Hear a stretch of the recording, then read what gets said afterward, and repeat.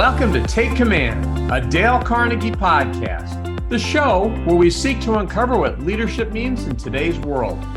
I'm Joe Hart, CEO of Dale Carnegie, and we will be talking to diverse leaders with stories to tell across various industries to help unlock your potential for success. We will be sharing real-life insights into leadership, which in turn can help spark the next level of your growth as a leader. Today's guest is a well-respected figure in the global insurance industry with over 30 years of experience in several key leadership roles.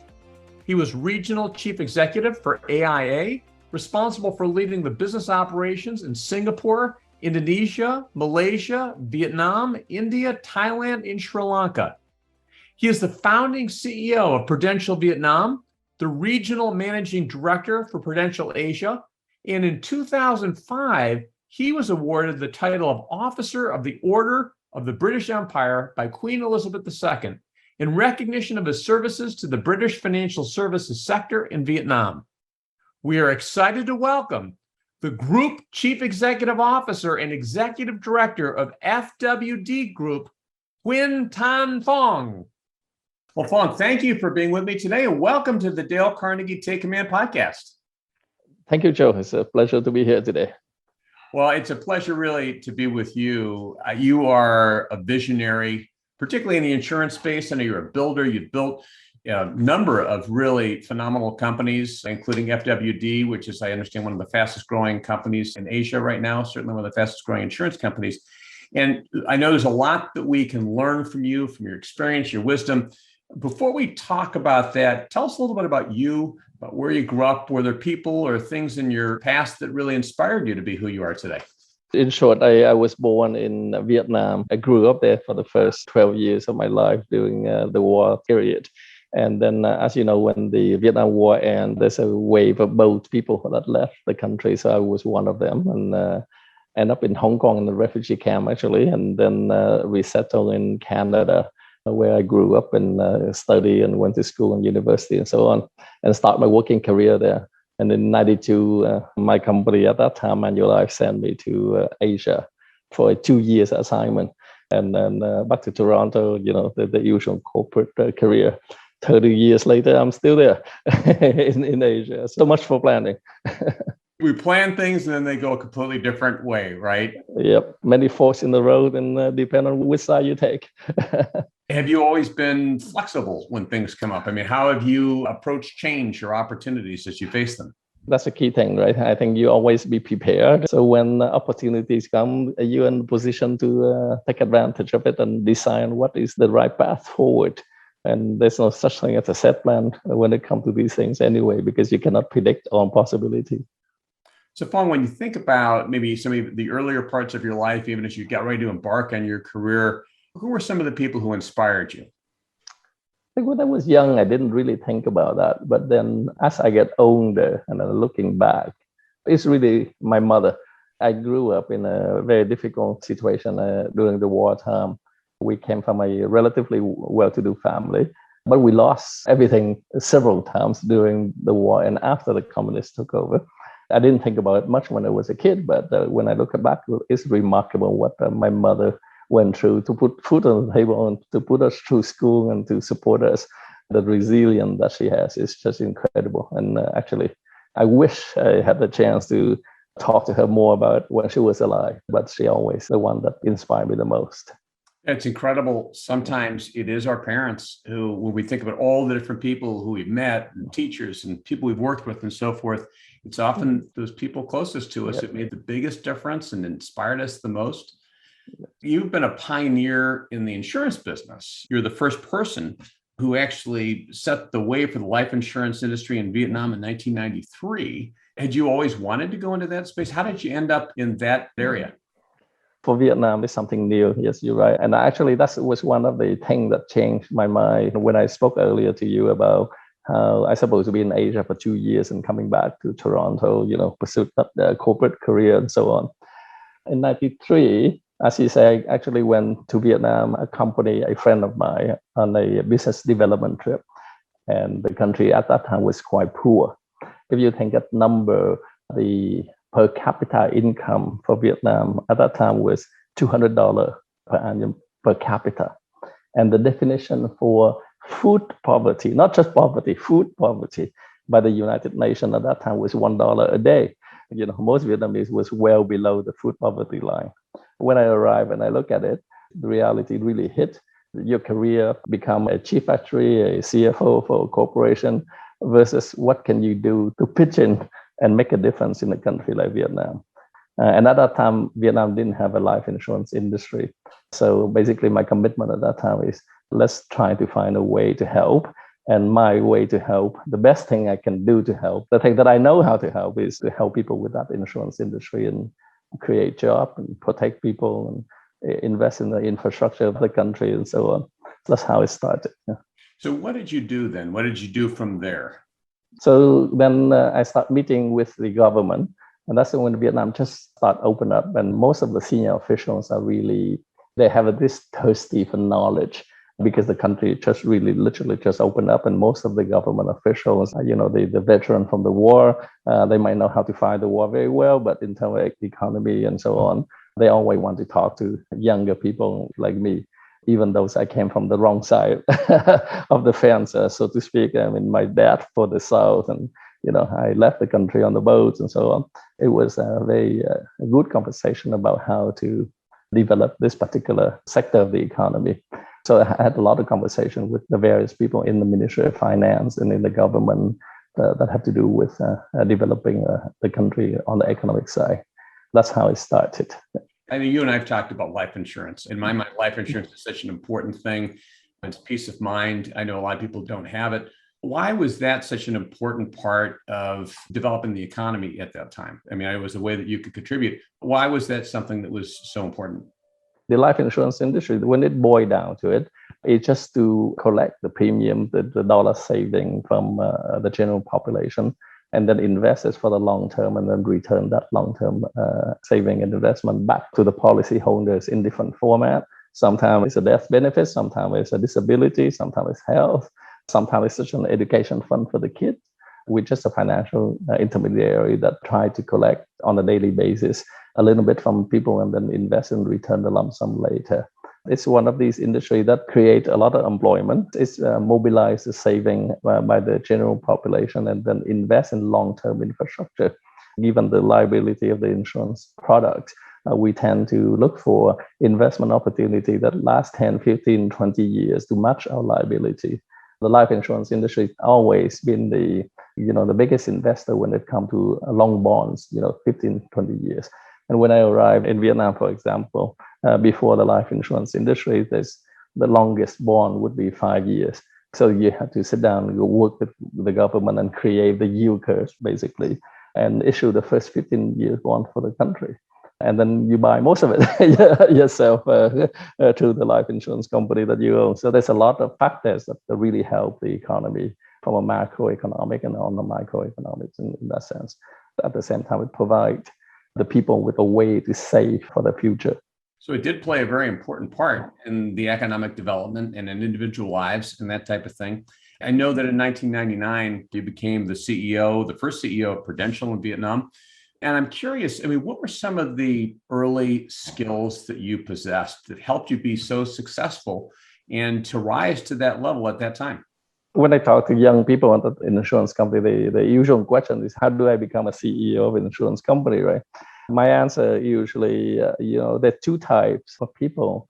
The first type is the one that really charismatic leader who, get people to jump through fire and tend to be the sales guy, and people will jump through fire to build operation for them.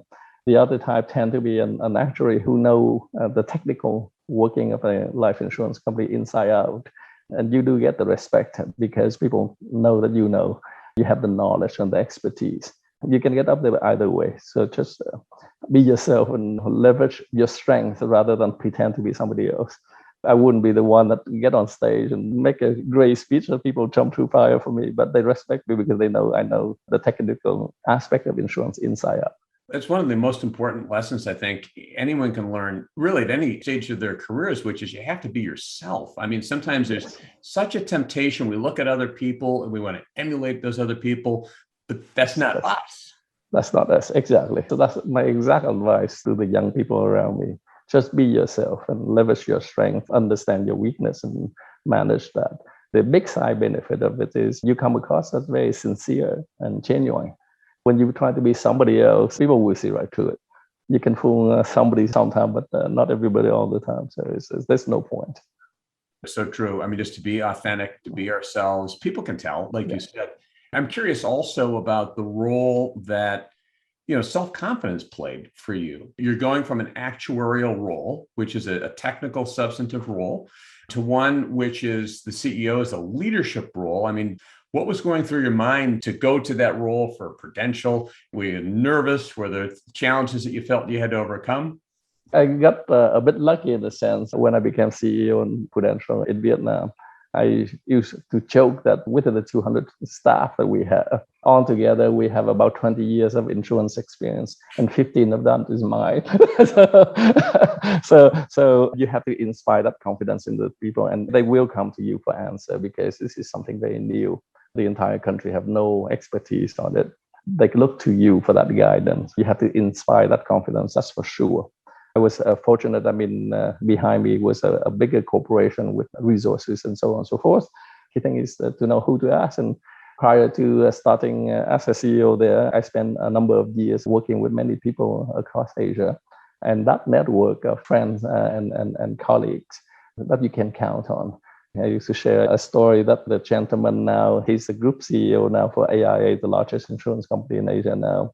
And before that, he was running Ping An, the largest insurance company in China.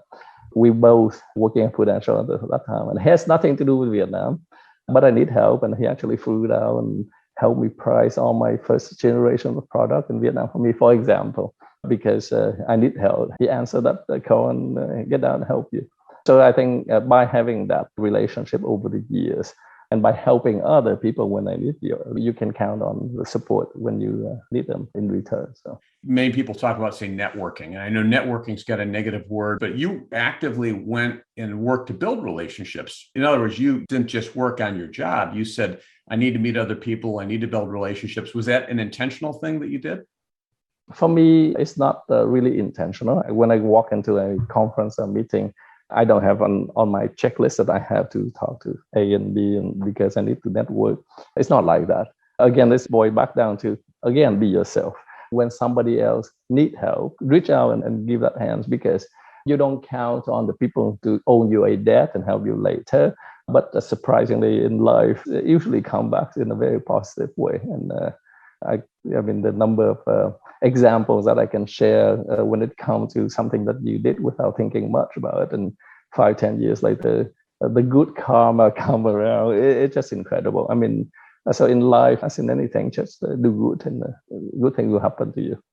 Well, it's very true. I've found that a great number of people have helped me in my career, and I've helped a great number of people in their career. And I'm happy to do it. I'm grateful to be able to help other people. So many people have helped me. I think that's the key. You do it because give you that fulfillment rather than you do it because I need to network with that particular guy. It feels good to help other people, doesn't it? And like you said with karma, I feel like no matter how much I give out, it always seems to come back more, whether you intend it or not. So Phong, not long after you became the CEO of Prudential, you received an Order of the British Empire from Queen Elizabeth II. Tell us what that is and how did you get that?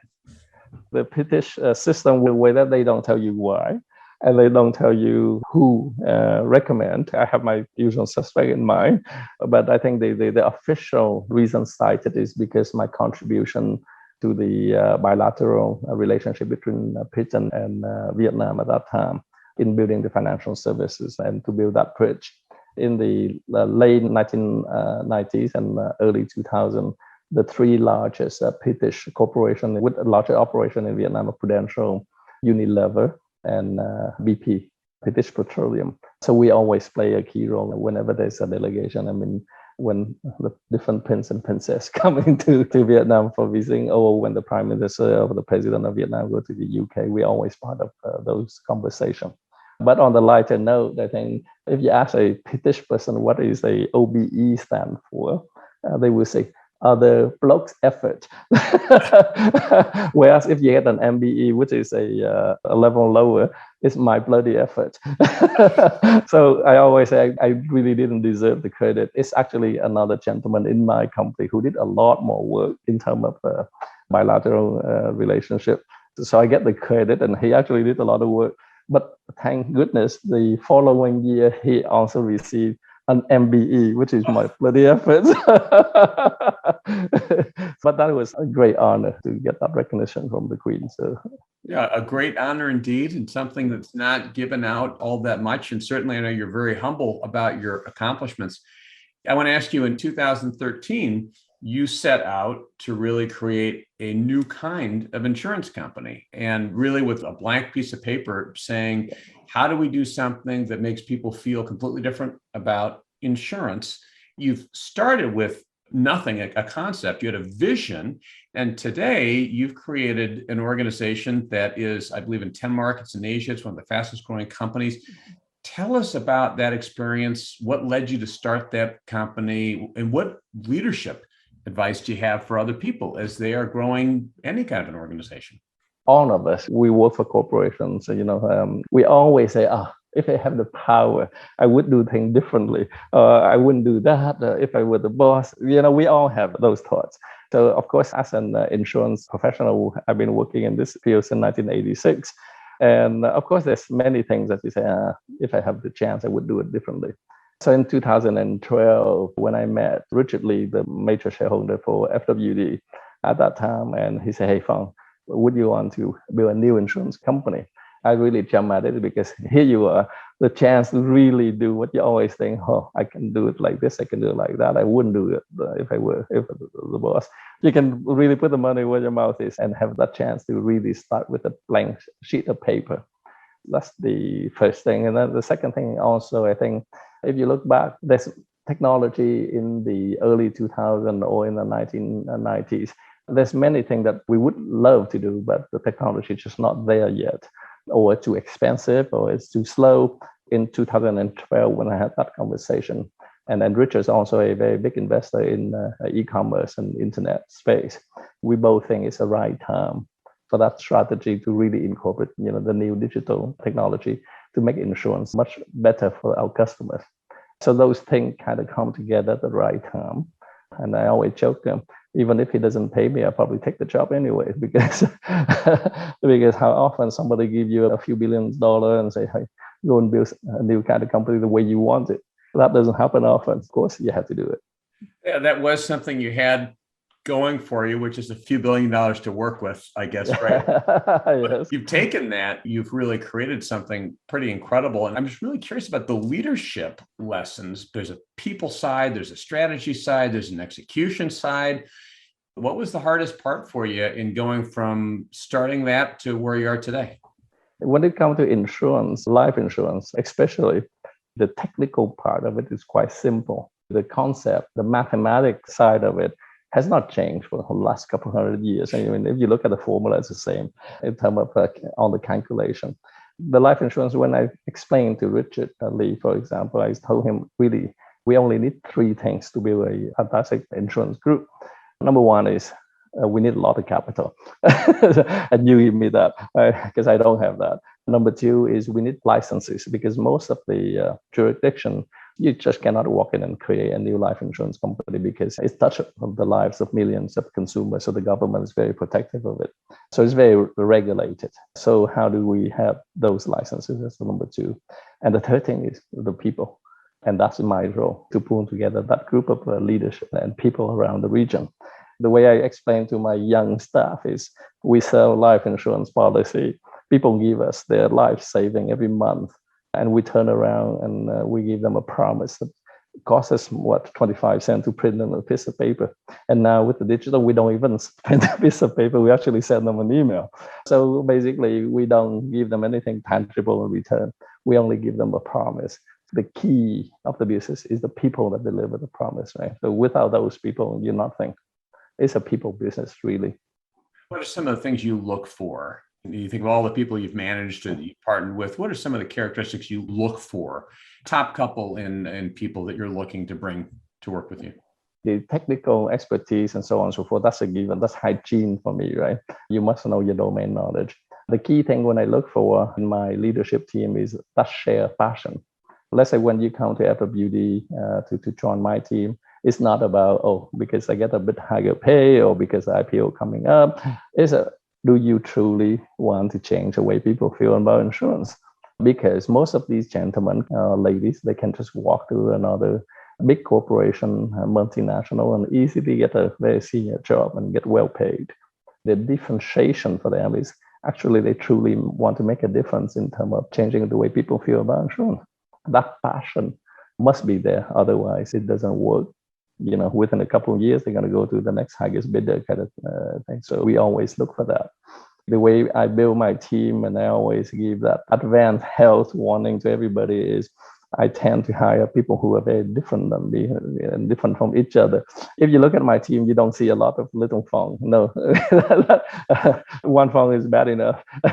I always try to find people who complement me or bring a skill set that I don't have. So the end result of that is a fun team to work with, but it can be quite difficult because they are very different personality, different opinion, and that's the sort of team that I normally end up with. Well, it sounds like, the passion part is something that you really can look for. You bring a diverse set of people and skill sets together. How about accountability and execution? Because ultimately, you're a visionary. You sat down and you said, this is what we're going to build. And I know you're hyper customer focused. You're leveraging technology. You're trying to understand what the customer wants before the customer might even know. You've really excelled in that area, which is one of the reasons why the company has grown so much. And that depends upon execution and accountability and so forth. So how do you, as a leader, how do you ensure that you have that? And how do you handle things when you don't? I know I don't have. Probably one of the worst when it comes to translate strategy into day-to-day execution and make sure all the I's are dotted and the T's are crossed. First group of people I bring to the team, always the one that can supplement me with that. Otherwise, it won't work. So when I build Prudential in Vietnam, for example, my number two, one lady who, tremendous sales leader, who can get people to jump through the fire, who really into the details. I will point to which hill to conquer, and then that hill will be conquered the next day. So the execution part, for example, IT and digital, if an FWD transaction take more than 30 seconds on the web, for example, for me, because I'm a slow typist and I'm an impatient guy, then it doesn't work.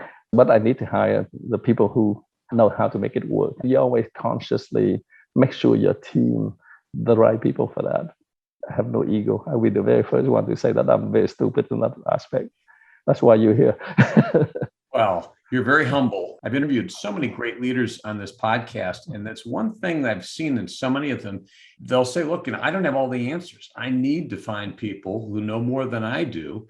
I feel that way. And, when I think about the difference between hiring the right person who can just go get something done versus the one who can't, or versus where, if I thought I had to know more, I guess we're in trouble. But it sounds like that's an important strategy. To me, that's how you become much more successful than you ever could by yourself. So many times people will look at CEOs and they will see success. They don't necessarily see some of the challenges that CEOs go through. They don't know that CEOs might deal with stress or worry or obstacles to overcome. What are some of the things that as a CEO, people might not know that you've had to overcome, and how have you overcome those things? On one side, you feel great when you create a lot of jobs and you see family prosper around you and so on and so forth. But the flip side of it is during a difficult time, it's not just about you, it's about the families of the people around you that impacts. That's always very tough. I think most people don't see that part of the job. I still remember in 99 when the license for Prudential Vietnam was delayed by 6 months at that time, but we didn't know 6 months. We thought it was indefinite. There I had 100 and something people on the payroll, and you had to basically sit down with everybody and say, okay, how do we cut half of the people? That sort of decision never fun, but it's necessary, and the team pulled together to it and so on. But the issue like that is never an easy one. And also some of the, when you come to some fork on the road, and you have to choose the way to go. If you make a dumb decision, it's not just about you. It's about a lot of people around you. So it is hard. And most CEOs who I know care so deeply about their people. And some of the hardest things you carry on your shoulders, the weight of just wanting people to be okay. And it must have been a very difficult time. And at the same time, the first responsibility of the leader is to make sure that the organization succeeds and survives, because if it doesn't survive, it's not going to be good to anybody. Yeah. I'm curious, Phong, if you look back on your career and you were to talk to yourself early in your career, what is some advice you'd give to a younger self? The lesson I learned from my own experience, I think there will always be opportunities, but only those who are prepared and hard work and ready for it can take advantage of it. So I think that's the number one. Second one is you have to keep on that flexibility and that open-minded. When I look back, I mean, one of the best accident I had is when I signed up for the 2 years assignment in Asia. And that all of a sudden opened up a new possibility when I come out of that part of the world. And then when I jumped from a financial career into a general management, which it comes with a lot of risk. I could have just followed a normal career financially and go back to Toronto and try to become the group CFO and so on and so forth. It's a much safer path. But when the general management opportunity come up, you have that flexibility. So keep that flexibility. At the end of the day, it's really boil down to it. It just follow your passion. And that when it's really determine a very strong passion, like you got to do something to help as many people as possible. Giving back to society through that, because that's the best way you can help. You've helped. I mean, you employ so many people through your company. The economic engine that you've created has been very, very significant. And you're clearly someone who's motivated by a passion to help other people, both through the business, what the business sells and also what the business does. What fuels you today? If you look at the years ahead, what are you most excited about for the future? I think if you look around Asia again, in the West, about the social safety net, about what the government can do for you, family can do for you, your saving, and the various financial institutions around you. In Asia, it's far from that, far from that. And what us insurance and multinational and Asian insurance company can do, it's just a drop in the bucket. Even in a place like Singapore, where it's a developed economy, people are wealthy and so on and so forth, the average income is actually higher than the US. The average claim check that I pay for a death in Singapore is only 1/3 of the annual income. So an average person only have 4 months coverage.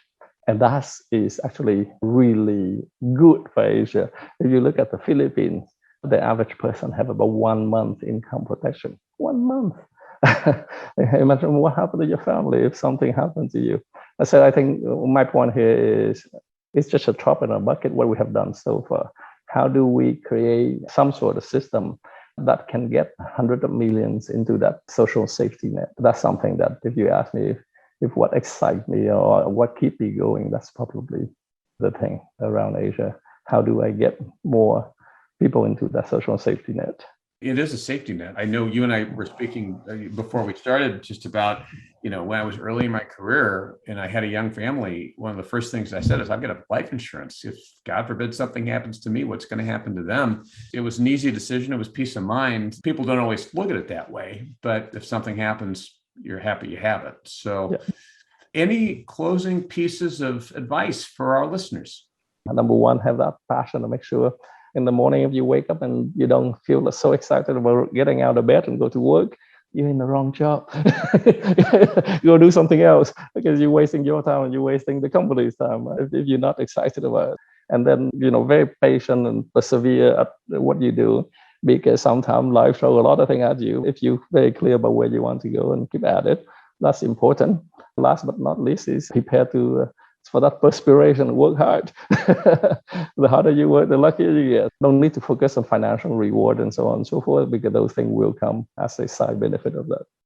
Awesome. Well, thank you so much. I got to tell you, especially appreciate the point you make about passion. That's really, I think, for anyone who's listening to this, there's a joy we can have in work when we're passionate about what we do. And there's a misery we can have when we're not passionate about what we do. So find something that we're passionate about. Phong, thank you so much for being with me today. It's been a great pleasure to get to know you and to speak with you. Yeah, thank you, Joe. It's a pleasure. In our Thought Leadership Spotlight segment today, our guest will share how we can make a difference by applying one of the Dale Carnegie principles and working together. Like Mr. Phong, our guest reminds us to leverage our strengths, think of others, and make a difference. Please welcome Master Trainer, Chairwoman, and CEO of Dale Carnegie Training Vietnam, Linh Nguyen. In July and August 2021, COVID-19 pandemic reached its peak in Vietnam, with the infections of 10 to 15,000 cases and causing 400 deaths per day. Education industry, together with tourism, hospitality, were among the industries that were mostly negatively impacted by the COVID. And like everyone else, Dale Carnegie Vietnam was fighting very hard for our survival that time, every day. But luckily, we were fighting in hope, enthusiasm, conviction, and as one team.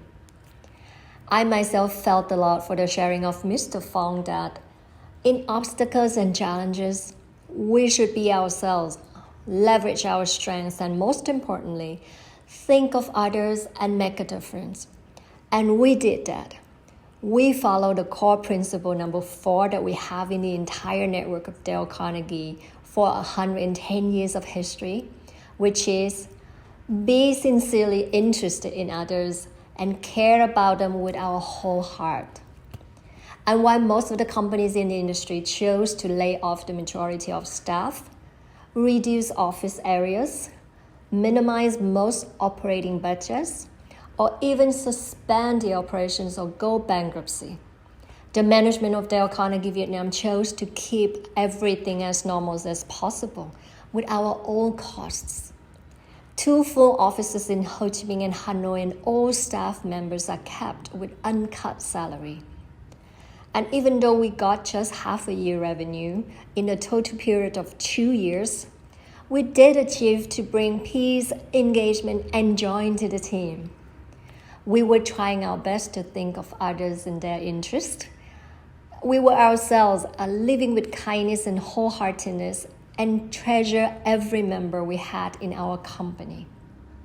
And that was the biggest achievement we ever fought for, and also will be the living philosophy that we'll proudly follow in our business onwards. And we learn, we believe that together we can make a difference. I hope you enjoyed this edition of Take Command, a Dale Carnegie podcast.